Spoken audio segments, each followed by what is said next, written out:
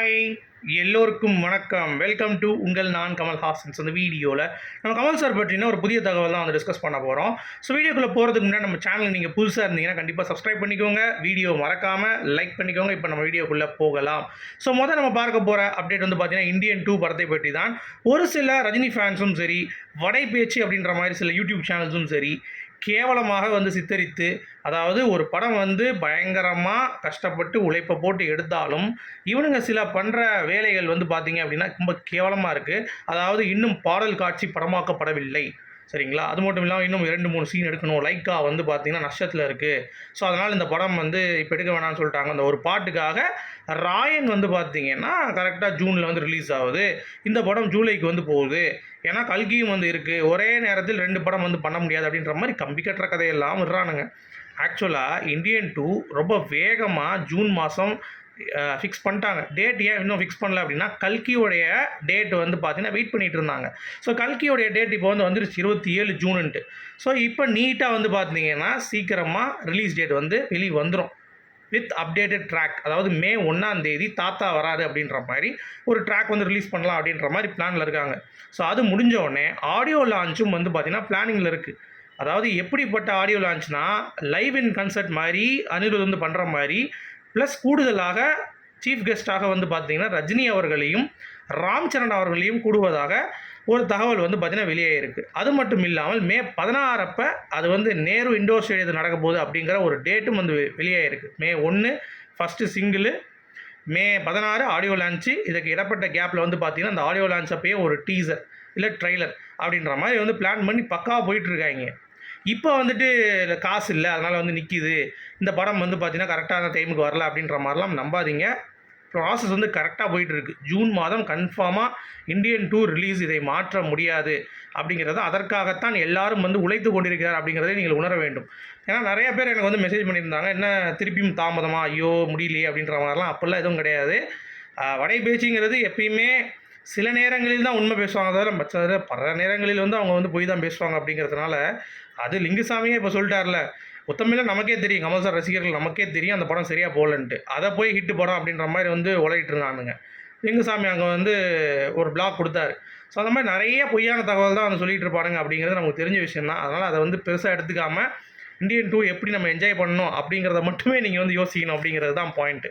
ஓகேவா? அடுத்து கல்கி 2898 AD பொறுத்த வரைக்கும் வந்து பார்த்தீங்கன்னா நாக் அஸ்வின் செம்ம காண்டாயிட்டாருங்க, அந்த படத்துடைய டேரக்டர்.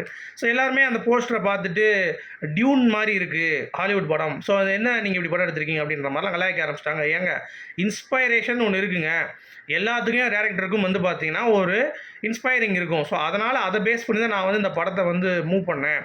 மற்றபடி அப்படியே தான் நான் வந்து பண்ணல. இது வந்து முழுக்க முழுக்க இந்தியன் மித்தாலஜிக்கல் ஸ்டோரி.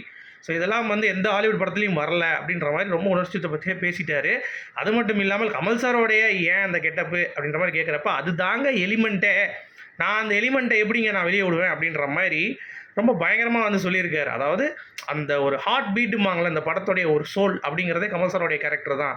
அதை நான் வந்து எப்படி சஸ்பென்ஸை உடைக்க முடியும்? இப்போ அதை உடைக்க முடியாது. தேட்டரில் பார்க்குறப்ப அதற்கான ஒரு ஃபீல், அதற்கான ஒரு விஷயம் வந்து பார்த்திங்கன்னா உங்களுக்கு வந்து இருக்கும் அப்படிங்கிற மாதிரி ரொம்ப ஜோயிலாக வந்து பேசியிருந்தார். அது வந்து நல்லா இருந்தது. அது மட்டும் இல்லாமல் தக் லைஃப் கமல் சார் வந்து பார்த்தீங்கன்னா ஒரு பாட்டு தான் எழுதியிருக்காருன்னு சொல்லிட்டு இந்த ஸ்ருதி கூட ஒரு கான்வர்சேஷனில் சொன்னார். பட் ரஹ்மான் கிட்ட விசாரிக்கும் பொழுது நமக்கு கிடைத்த தகவலின்படி 2 பாடல்கள் வந்து பார்த்திங்கன்னா கமல் சார் வந்து எழுதியிருக்காரு. அதில் ஒரு பாடல் 2 மணி நேரம், இன்னொரு பாடல் 3 மணி நேரம். டோட்டலாக 5 மணி நேரத்தில் 2 பாட்டை முடிச்சுட்டு கம்போஸிங்கும் வந்து முடிச்சிட்டாரா. ஏஆர் ரஹ்மான் வந்து மிரண்டு போய்ட்டானா. இல்லை, ஹிஸ்ட்ரியிலே வந்து பார்த்திங்கன்னா 5 மணி நேரத்தில் 2 பாட்டு வந்து கம்போஸ் பண்ணதில்லை. ஸோ கமல் சார் கூட அந்த ஒரு வேவ் வந்து நல்லா இருந்தது. ஸோ கமல் சார் அதான் சொன்னார், ரஹ்மான் சார் கிட்ட வந்து ஒர்க் பண்ணும் பொழுது எங்களுக்கு என்னன்னே தெரில, எங்களுக்கு ஒரு உத்வேகம் வந்தது அப்படின்ற மாதிரி சொல்லியிருந்தார்ல. அதே மாதிரி தான் ரஹ்மானும் சொல்லியிருக்காரு.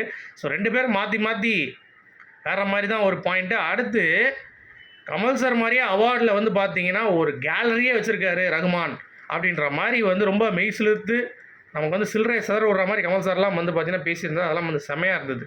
அடுத்து த்ரிஷா இன்றைக்கி தக் லைஃப் ஷூட்டில் வந்து பார்த்திங்கன்னா ஜாயின் பண்ணிட்டாங்க. ஸோ அவங்க வந்து வித் ஃபேவரட் பீப்புள் அப்படின்ற மாதிரி போட்டு ஒரு பொக்கே அப்படியே வச்சுட்டு அவங்க வெல்கம் பண்ணியிருக்காங்க போல தெரியுது. ஸோ தக் லைஃப் ஷூட்டில் அவங்க வந்து உள்ளே வந்து சேர்ந்துட்டாங்க அப்படிங்கிற ஒரு அப்டேட்டும் வந்திருக்கு. ஸோ தக் லைஃப் அதுவும் வந்து பார்த்திங்கன்னா நம்ம நினச்சபடியே இந்த எலெக்ஷன்னால் கொஞ்சம் டிலே ஆச்சு. மற்றபடி பிளான்டு எப்படிலாம் கரெக்டாக போகுதோ அதே மாதிரியே அந்த படமும் வந்து பார்த்திங்கன்னா அப்படியே மணிரத்னம் அவர்கள் வந்து கேரி ஃபார்வர்ட் பண்ணிட்டு போகிறாராம். அதனால் எந்த ஒரு ப்ராப்ளமும் இல்லை அப்படின்ற மாதிரி சொல்கிறாங்க. அடுத்து ஸ்ருதிஹாசன் மற்றும் கமல் சாரோடைய ஒரு காம்போ எதுக்கு இப்போ தேவையில்லாமல் எதுக்கு அப்பாவும் பொண்ணும் பண்ணுறாங்க அப்படின்ற மாதிரி ரஜினி ஃபேன்ஸ்லாம் ஆரம்பிச்சிட்டாங்க. என்னென்னா உங்களுக்கு இருக்குல்ல உங்கள் சேனல் ஏதாவது போடுங்க, ஐஸ்வர்யா ரஜினிகாந்த் சேனல் இருக்குது யூடியூப்பில், ரஜினிகாந்தை கூப்பிட்டு வச்சு உட்காந்து பேசுங்க, நீங்கள் கேம் ஆடுங்க, இல்லை என்னாலும் பண்ணுங்கள். அவங்க ஏதோ வந்து உங்களுக்கு பண்ணுறாங்கன்னா நீங்கள் பண்ணுங்கடா, பண்ணாமல் இல்லை பண்ணலைன்னா பேசாமல் இருங்க. அதை விட்டுட்டு வந்து பார்த்தீங்கன்னா பொறாமப்படுறது அப்படின்றதுலாம் என்னன்னே தெரியல. ஏதோ ஒன்று பண்ணிட்டு போகிறாங்க அப்படிங்கிறது தான். அதில் காத் கேர்ள் அப்படின்ற மாதிரி ஒரு டேர்ம் வந்து பார்த்திங்கன்னா புதுசாக இருந்ததுங்க. ஏன்னா நம்மளே வந்து வியந்து பார்த்தோம், என்னடா அது இப்படிலாம் வந்து சொல்கிறாங்க அப்படின்னு சொல்லிட்டு. அதாவது காத் கேர்ள்னால் அப்பா இப்படி தான் பெண்களை வந்து வளர்க்கணும் அப்படின்லாம் இல்லாமல் என்னை வந்து இஷ்டத்துக்கு விட்டார். ஸோ அதனால நான் இவ்வளோ விஷயங்கள் வந்து கற்றுக்கிட்டு ஒரு நல்ல ஒரு இவ்வளோ நாலேஜ் உள்ள எனக்கு ஒரு பொண்ணாக நான் இருக்கேன் அப்படின்னா அதுக்கு முழுக்க அப்பா தான் காரணம் அப்படின்ற மாதிரி சொன்ன உடனே சில விமர்சனங்கள் வந்து பார்த்திங்கன்னா கீழே வந்து வந்துச்சு. அது என்ன நீங்கள் ஒரு பெண்ணா இப்படி வளர்க்கணும் அப்படின்ற மாதிரி தான் இருக்குது, நீங்கள் என்ன இப்படி பண்ணுறீங்க, இப்படிலாம் வந்து கைடன்ஸ் பண்ணாதீங்க அப்படின்ற மாதிரி. ஏங்க ஒருத்தவங்களுக்கு ஒரு ஃபேவருங்க, ஒருத்தவங்க இப்படி வளர்ப்பீங்க, இன்னொருத்தவங்க வந்து எல்லாத்தையும் விட்டுட்டு ஃப்ரீயாக வளர்ப்பாங்க. இப்போ நாங்கள்லாம் வந்து பார்த்திங்கன்னா ஒரு குழந்தை கீழே விழுந்தாலே போய் பதன்னு தூக்குறோம். நான் ஒரு வாக்கிங் போயிட்டுருக்கோம், நானும் வந்து என் ஒய்ஃபும் வந்து போயிட்டுருந்தோம். அப்போ என் குழந்தை வந்து கூடயே வந்துட்டு இருந்தாங்க. அப்போ போயிட்டு இருக்கும் பொழுது ஒரு பார்க்கு அந்த மெயின்டைன் பண்ணுவாங்கல்ல, அந்த ஃபேமிலியில் ஒரு குழந்தை வந்து அங்கேருந்து கீழே விழுந்துருச்சுங்க. பதறவே இல்லை. அந்த அம்மா பாட்டு வந்துட்டு 2 காலை கையை தட்டி விட்டு அவங்க போய் எடுத்துகிட்டு போயிடுறாங்க. இப்போ நாங்களே அதே சுச்சுவேஷனில் எங்கள் குழந்தை அந்த மாதிரி விழுந்துருந்து அப்படின்னா பயங்கரமாக பதறிடுவோம். ஸோ இந்த மாதிரியான ஒரு சீக்வன்ஸ் தான் அது, சரியா? அதனால் இதில் இன்னும் பெருசாக வந்து தப்பு அப்படின்ற மாதிரி கண்டுபிடிச்சிட்டு இருக்கானுங்க. ஏன்டா அதை பண்ணிட்டு இருக்கீங்க அப்படின்ற மாதிரி தான் இருந்துச்சு. அடுத்து KS237 பற்றிய ஒரு சூப்பரான ஒரு அப்டேட்டுங்க. என்ன அப்படின்னா KGF படம் மாதிரி ஆக்ஷனாகவும் வந்து இருக்கும், மெட்ராஸ் படம் மாதிரி சமூக கருத்தும் வந்து பேசும், லோகேஷ் படம் மாதிரி லைவாகவும் இருக்கும் அப்படின்ற மாதிரி சொல்லியிருக்காங்க. ஆக மொத்தம் பிச்சு அந்த மாதிரி எடுக்க போகிறாரா அப்படின்ற மாதிரி நமக்கு வந்து ஒரு பக்கம் இருந்தாலும் அன்பறிவு உங்கள் படம் மாதிரி இருந்தால் போதும் அப்படிங்கிறது தான் கமல் சாரோடைய ஒரு ஃபேன்ஸோடைய ரெக்வஸ்ட்டாக இருக்குது. பட் இந்த 3 கலந்த கலவைன்ற மாதிரி பண்ணிட்டு என்னத்தையாவது பண்ணி விட்றாதீங்க அப்படின்ற மாதிரி தான் வந்து வேண்டுகோள் வந்து விடுத்திருக்காங்க அப்படிங்கிறது நம்மளால் வந்து பார்க்க முடியுது. அடுத்து ரொம்ப முக்கியமான ஒரு அப்டேட் என்னென்னு பார்த்தீங்கன்னா கமல் சார் ப்ரொடக்ஷனில் இப்போ அடுத்து என்ன படம் அப்படின்னு சொல்லி நிறைய பேர் கேட்டிருந்தீங்க. ஸோ கவினை வைத்து ஒரு படம் வந்து இயக்குவதாக ஒரு பிளான் வந்து பண்ணியிருக்காங்களாம். ஸோ அது ஒரு டாக் வந்து போயிட்டுருக்கு. ஒன்று அடுத்து வந்து SK21 இன்னும் 2 மாதம் ஆகுன்ட்டாங்க.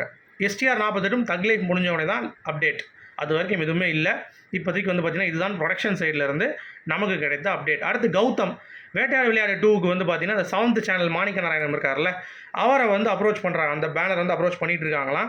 ஸோ ஒன்ஸ் அது அப்ரூவல் கிடைத்த பிறகு கமல் சாரோடைய டேட் இருந்துச்சு அப்படின்னா மேபி இதை நரேட் பண்ணி அவர் வந்து பார்த்திங்கன்னா பண்ணுறதுக்கான ஒரு வாய்ப்பு இருக்குது, ஒரு நியூ வில்லனோட அப்படின்ற மாதிரி வந்து பேசிகிட்டு இருக்காங்க. இதுவும் டாக்ஸில் தான் இருக்குது, இன்னும் வந்து கன்ஃபார்ம் ஆகலை அப்படின்ற ஒரு அப்டேட்டும் நமக்கு வந்து வந்திருக்கு. ஸோ கௌதம் மேனன் யார் யாருக்கெல்லாம் வேணும் கமல் சாருக்கு அடுத்து இந்த படத்தில் அப்படிங்கிறத நம்ம வந்து கீழே கமெண்ட் செக்ஷனில் சொல்லுங்கள், ஓகேங்களா? அடுத்து வாய்ஸ் ஓவர் ஆர்டிஸ்டான அரவிந்த் அவர்கள் எனக்குள்ளே இருக்கிற சினிமா ஆசை அப்படிங்கிறது வந்து பார்த்திங்கன்னா வெளிக்கொண்டு வந்து நான் வரணும் அப்படின்றதுக்கு கமல்ஹாசன் அவர்கள் தான் காரணம். இல்லாட்டி நான் சினிமா பார்த்துட்டு கை தட்டிட்டு போயிட்டு இருந்திருப்பேன் அப்படின்ற மாதிரி ரொம்ப இயல்பாக வந்து பேசியிருக்காரு. ரொம்ப நல்லா இருந்தது. அப்புறம் தேவர் மகனும் எஜமானும் ஒரு கம்பேரிஷன் வந்து பார்த்திங்கன்னா போயிட்டுருக்குங்க. அதாவது எஜமான் ஹிட்டா தேவர் மகன் ஹிட்டானு. தேவர் மகன் பிளாக் பஸ்டர், எஜமான் வந்து ஓரளவுக்கு ஆவரேஜாக ஆவரேஜ் தான் ஓடிச்சு அப்படிங்கிறது உங்கள் எல்லாத்துக்குமே தெரியும். ஸோ தேவர் மகன் அப்போல்லாம் டாக்டர் காந்தராஜ் அவர்கள் இப்போ லேட்டஸ்ட்டாக ஒரு பேட்டி கொடுத்துருக்காரு. என்ன அப்படின்னா மவுண்ட் ரோட்லேருந்து கிட்டத்தட்ட LIC வரைக்கும் வந்து கியூ நின்றுச்சு தேட்டர்ஸில். அந்த மாதிரி வந்து தேவர் மகன் வந்து பயங்கர ஹிட்டான ஒரு படம் அப்படிங்கிற மாதிரி வந்து சொல்லியிருந்தார்.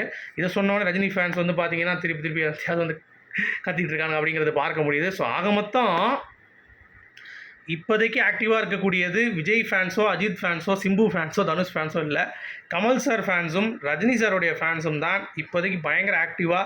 எப்படி அவங்க இருக்காங்களோ அதே மாதிரி ஃபேன்ஸும் வந்து அவங்கவுங்க இன்வால்மெண்ட்டில் வந்து பகிர்ந்துக்கிறது அப்படிங்கிறது ரொம்ப நெகிழ்ச்சியாக இருக்குங்க. எனக்கெல்லாம் ரொம்ப ஹாப்பியாக இருந்தது. ஏன்னா இவ்வளோ தூரம் கடந்து அவங்களும் வந்து நிற்கிறப்ப அவங்க ஃபேன்ஸும் அவங்கள விட்டு கொடுக்காம வந்து சப்போர்ட் பண்ணுறது அப்படிங்கிறதுலாம் வந்து பார்த்திங்கன்னா ரொம்ப அற்புதமாக இருக்குது. ஸோ உங்களுடைய கருத்துக்கள் சொல்லுங்கள்.